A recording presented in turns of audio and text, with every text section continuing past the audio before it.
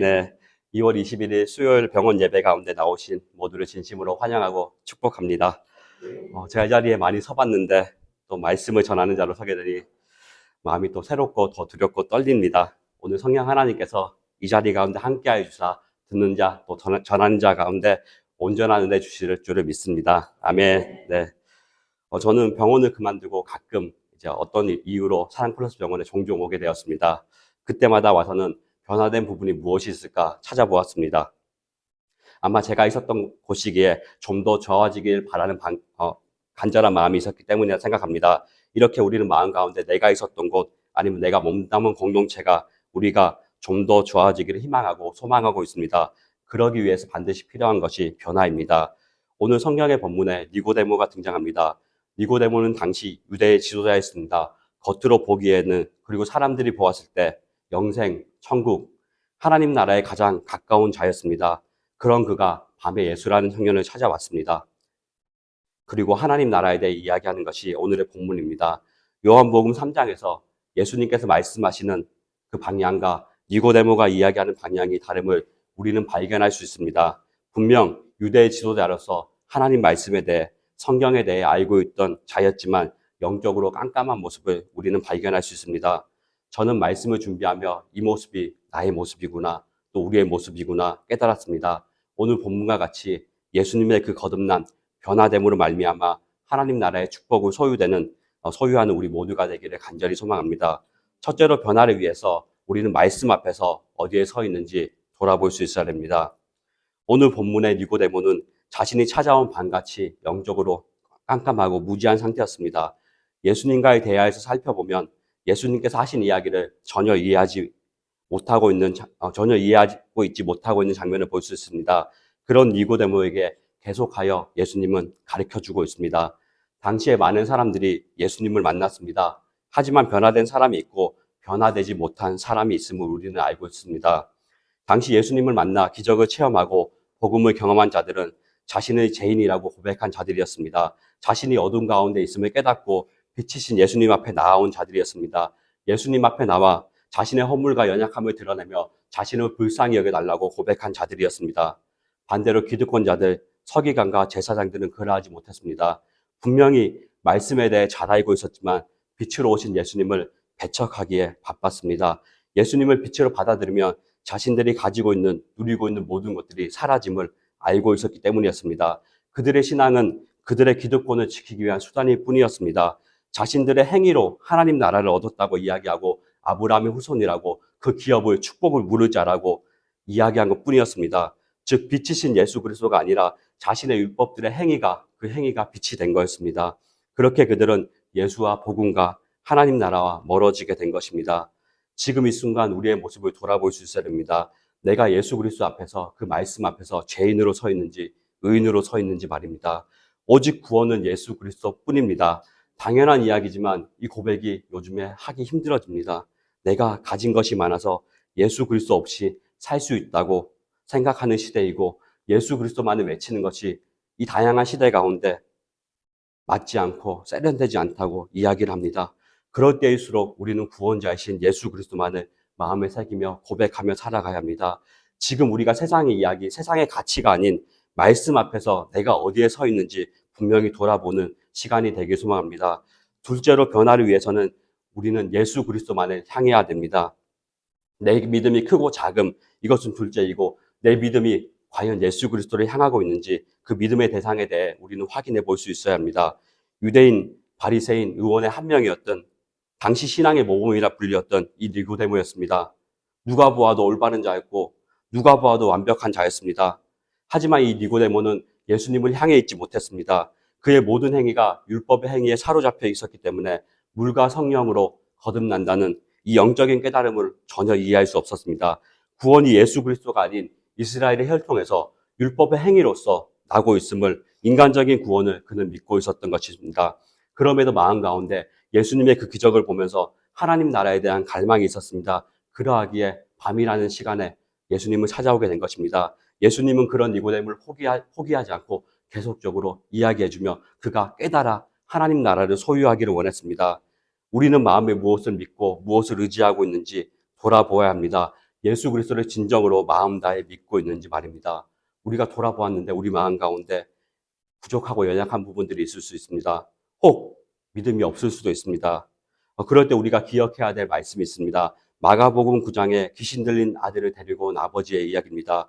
예수님 하실 수 있다면 우리 아들을 고쳐달라고, 불쌍히 여겨달라고 요청하는 그 성경 구절에 9장 24절의 말씀에 그 아이의 아버지가 소리질러 이르되 내가 믿나이다. 나의 믿음 없는 것을 도와주소서 하더라. 아멘. 아버지는 믿는다고 자신의 그 고백들을, 믿음의 고백을 소리질러 고백하며 한 발 더 나아가 믿음 없는 나의 모습을 도와달라고 이야기하고 있습니다.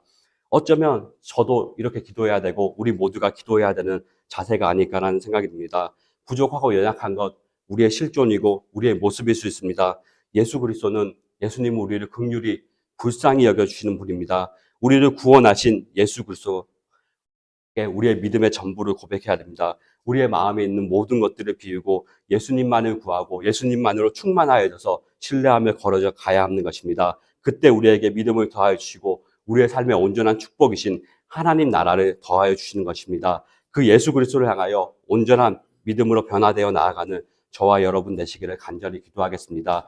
마지막으로 변화된 삶은 빛 가운데로 걸어가는 삶입니다. 변화된 삶은 예수 그리스도의 빛을 바라보고 그 빛 가운데서 끊임없이 행하는 삶입니다. 오늘 본문만을 읽어보면 니고데모의 삶이 어떻게 변했는지 정확히 알 수 없습니다. 다행히 요한복음에는 니고데모가 다시 또 등장을 하게 됩니다. 예수님과의 이 대화를 통해 진리, 복음을 들은 니고데모의 삶이 어떻게 변화되었는지 말씀 가운데 함께 알아보도록 하겠습니다. 요한복음 7장에 다시 니고데모는 등장합니다. 유대의 명절이 마칠 때쯤에 예수님은 대제사장과 바리새인과 논쟁, 마찰이 생기게 되었습니다. 예수를 따르고 믿는 자들은 저주받은 자들이라고 예수를 잡고자 할 때 니고데모가 다시 등장을 합니다. 여기서 니고데모는 분명히 예수님을 변호하고 있습니다. 그가 가진 말씀으로 말입니다. 당시 최고의 집단과 권력자들 앞에서 예수 그리스도를 변호함으로 자신의 신앙을 드러내고 있는 것입니다. 다음으로 요한복음 19장에 등장을 합니다. 빌라도 앞에 나아가 예수의 시체를 가져온 아리마대 사람 요셉과 함께 등장합니다. 그때 니고데모는 몰약과 침략을 섞은 것을 가지고 옵니다. 예수님의 장례 때 다시 등장하게 된 것입니다. 자신이 예수님을 믿는 자임을 다시 한번 드러내 보여주고 있는 것입니다. 많은 제자들이 예수님의 죽음 앞에서, 두려움 앞에서 예수님을 떠나는 그 상황 가운데 니고데모는 그러하지 않았습니다. 자신의 믿음을 끝까지 지킨 것입니다. 이를 통해 자신이 누구의 제자인지 보여준 것입니다. 자신이 누구를 따르고 있고 믿고 있음을 여전히 보여주고 있는 것입니다. 이렇게 니고데모는 요한복음에서 3번 등장하였습니다. 첫 번째, 예수님의 사역이 시작되었을 때, 그리고 예수님의 사역이 이루어지고 있을 때, 십자가 죽음 이후에 말입니다. 성경에 기록된 그 모습을 통하여 변화되었음을 우리는 알 수 있습니다. 물과 성령의 거듭남으로 영으로 다시 태어나 하나님 나라에 들어갈 수 있는 자가 되었음을 우리는 발견할 수 있습니다. 저 또한 이런 변화들이 많이 있었지만 짧게 이 시간 나누기를 소망합니다. 2015년도 9월에 하나님의 인도하심으로 사랑 플러스 병원에서 함께 일을 하게 되었습니다.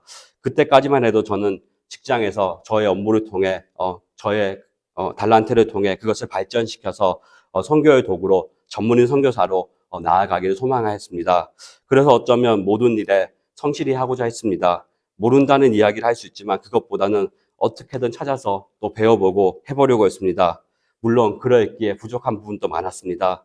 하지만 그 안에 최선을 다해 노력했고 또 저를 믿고 함께하여 준 여러 동료분들이 계셨고 그러했기에 감당할 수 있었던 것 같습니다.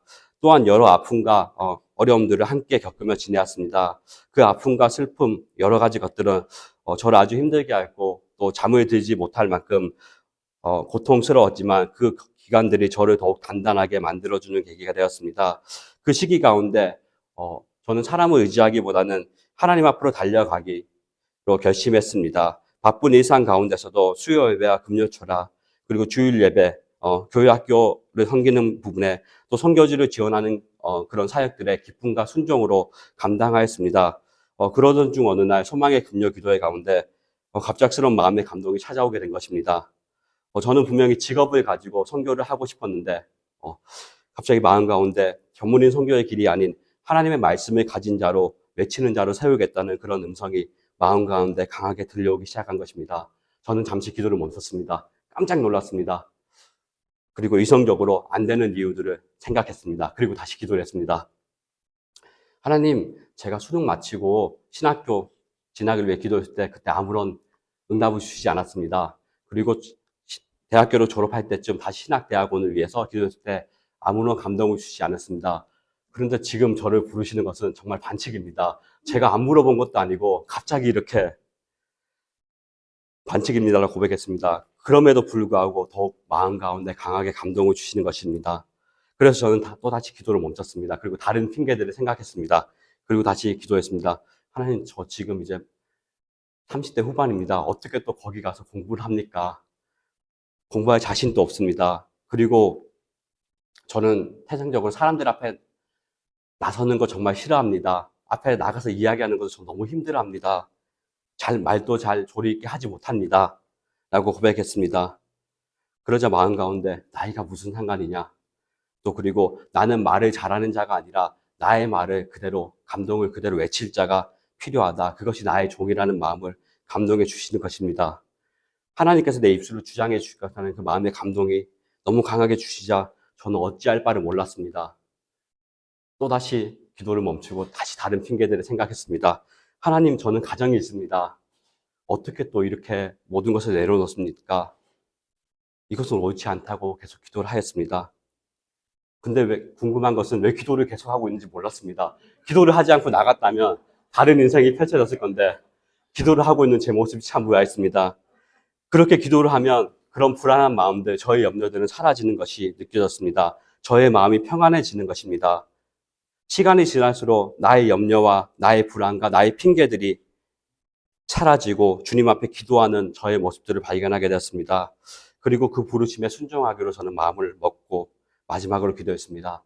하나님, 부르셨다면 저에게 말씀을 달라고, 그냥 이렇게 마음의 감동이 아니라 저에게 하나님의 그 확실한 말씀을 달라고 기도했습니다. 그런데 그 순간 갑자기 너무나 고요하기보다는 적막해지는 것입니다. 관계가 끊어진 것 같은 그런 느낌이 들었습니다. 하나님, 이것이 무엇일까요? 왜 그런 감동들은, 쓰나미처럼 물려왔던 그런 감동들은 어디 가고 갑자기 이렇게 광야와 같이 적막함이 드나요? 정말 울부짖었습니다. 한 달간 울부짖으며 기도하는 그때 하나님께 주신 말씀은 이사야 6장 8절 말씀이었습니다. 내가 또 주의 목소리를 들으니 주께서 이르시되 내가 누구를 보내며 누가 우리를 위해 갈구 하시니 그때 내가 이르시되 내가 여기 있나이다 나를 보내소서 하였더니 아멘. 신기하게도 이 말씀은 제가 그해 올해 말씀으로 뽑았던 말씀이었습니다. 그저 말씀을 뽑아놓고 성경책 앞에 책갈피로만 썼던 그 앞장에 꼽아두었던 그 말씀이 저의 소명장으로 말씀이 저의 삶의 실제가 되어 온 것이었습니다. 저는 그날 밤 마음에 품고 정말 눈물로 두렵고 떨림으로 계속 이 말씀을 고백하며 주님 내가 여기 있사오니 그 찬양을 고백하며 결단하고 신학대학원을 준비하고 또 그렇게 주의 종의 길로 들어오게 되었습니다. 쉬운 길은 아니라고 생각했지만 생각보다 너무 어려웠습니다. 저의 예전에 모든 사고와 생각하는 것들을 바꾸어야 했습니다. 말과 행동이 바뀌어야 됐습니다. 정말 이제 나의 주인이 하나님이셔야 했습니다. 말로만 적당히 타협하는 것은 이제 안 되는 것이었습니다. 그리고 과거 청년, 집사로 있었을 때 교회에서 일처리에 몇 가지의 불만인 부분들이 있었습니다. 그런데 그러한 부분들이 이제 다르게 보이는 것이었습니다. 아, 그때 왜 목사님께서 교회에서 이렇게 일을 했구나, 이렇게 나아가셨구나 보이기 시작하는 것이었습니다. 아, 한 영혼 또 실족하지 않기 위해서, 한 영혼이라도 구원하시기 위해서 이렇게 하셨구나라는 것을, 그것이 제 눈에 들어오고 제 마음 가운데 느껴지기 시작한 것이었습니다. 그리고 3년간 저의 모습은 모든 가치관은 변화했고 지금도 계속하여서 변화하고 있는 중에 있습니다. 저는 이제 새로운 변화를 또 눈앞에 두고 있습니다. 익숙한 한국에서의 생활을 접고 이제 교회를 통해 이탈리아 밀라노로 파송을 받게 되었습니다. 3월 4일 월요일 새벽에 출국을 하게 되었습니다. 유럽 땅, 처음에는 의아했습니다. 왜 유럽 땅에 선교를 하는 것이지? 그 땅에 예수 그리스도를 아는 사람이 많지 않을까? 라는 생각, 여러분들도 하실 거지만 저도 당연히 했습니다. 하지만 교회 유럽 선교, 또 제가 작년 2월에 유럽 선교를 다녀오고 왜 유럽이 선교지가 되었는지 정말 깨닫게 되었습니다. 과거 종교개혁이 일어났고 여러 가지 복음의 일들이 일어나는 땅임에도 무색하게 교회는 술집으로 바뀌었고 무슬림 사원으로 바뀌었고 예배를 드리러 온 사람들이 사라졌습니다. 그 넓은 건물에 노인 3명, 4명만이 앉아서 예배를 드리고 있는 것입니다. 죽은 건물이고 관광의 수단이 될 뿐이었습니다. 마치 폐허가 된 집과 같았습니다. 유럽 땅에는 다시 한번 복음이 필요합니다. 경제적으로 잘 살 뿐이지 복음이 없었습니다. 쏙은 썩어져 가는 그런 곳이었습니다. 특별히 저는 밀라노 땅에 파송을 받아 그 땅에 다시 한번 복음을 외칠 것입니다. 먼저는 한인에게, 그리고 소외받은 이민자들에게, 또 이탈리아인들에게 말입니다. 그 땅 가운데 하나님을 찬양하는 소리가 정말 다시 한번 넘쳐나게 소망합니다. 그 유럽의 아름다운 그곳 가운데서 하나님의 그 아름다우심을 다시 한번 노래하는 날이 있기를 소망하며, 또 아프리카 선교의 그 확장의 거점으로 또 찬양과 문화 사역을 위한 유럽 음악학교의 그 사역을 위해서도 함께 기도하여 주시길 바랍니다. 말씀을 정리하겠습니다. 우리는 복음을 들은 자입니다. 우리는 말씀을 들었다면 우리는 변화해야 됩니다. 빛이신 예수 그리스도 앞에 우리는 빛으로 나아가야 됩니다. 그 빛은 우리를 살리는 빛입니다. 어둠에서 나올 때 우리의 모든 악한 행위들이 드러나기에 부끄럽고 어려울 수 있습니다. 하지만 우리는 그 어둠을 이제 미워해야 됩니다. 빛으로 나와야 됩니다. 우리는 예수 그리스도의 그 십자가의 그 사랑을 기억해야 됩니다. 그 십자가의 사랑은 우리의 모든 것을 용서하셨습니다. 우리 인간적인 이성과 안목, 염치에서 벗어나야 합니다. 우리 주님의 사랑과 용서는 우리의 상상 이상이십니다. 그리고 예수님을 만나면 우리는 변화할 수밖에 없습니다. 하나님께서 지으신 그 모습, 창조의 모습으로 우리는 변화할 수밖에 없는 존재이기 때문입니다. 변화 앞에서 자신을 꺾고 자신의 과거와 자신의 생각과 세상의 가치를 꺾고 예수님께서 원하시는 모습으로 변화되는 모두가 되시기를 간절히 소망하겠습니다. 함께 기도하였으면 좋겠습니다. 짧게 함께 기도하였으면 좋겠습니다. 하나님, 말씀 가운데 하나님, 내가 변화하길 소망합니다. 말씀 가운데 내가 온전해지길 소망합니다. 하나님의 그 말씀은 나를 살리는 말씀임을 기억하며 그 말씀으로 내가 살아가기 원한다고 이 시간 주님의 이름을 한 번 부르고 함께 기도하겠습니다. 주여!